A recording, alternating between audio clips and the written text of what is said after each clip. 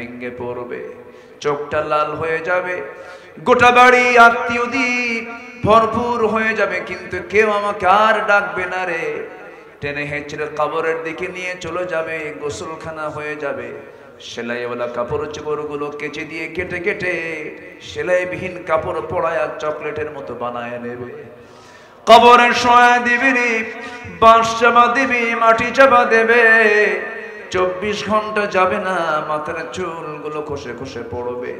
মাথার চুলে তেল দিলাম, মাথার চুলে শ্যাম্পু দিলাম, কতকে দিলাম। 24 ঘন্টায় মাথার চুলের পতন হয়ে যাবে। মাত্র 3টা দিন চামড়াগুলো গলে গলে পোকার পেটের খাবার হয়ে যাবে রে। এই চামড়ার যত্নে কত তেল সাবান লাগালাম, কোনো কাজ হবে না। মাত্র 7টা দিন পেটের নাড়ি ভরি সব চোখ মুখ কান নাক দিয়ে বের হওয়া শুরু হয়ে যাবে। এরকম করে দেখা যাবে 3টা মাস পর কবর যদি খনন করে দেখা হয়, কয়েকটা হাড় ছাড়া কিচ্ছু খুঁজে পাওয়া যাবে না রে।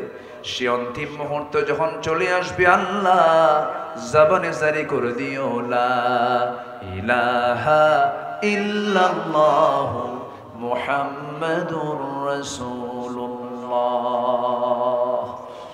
আসসালামু আলাইকুম ওয়া রাহমাতুল্লাহি ওয়া বারাকাতুহু।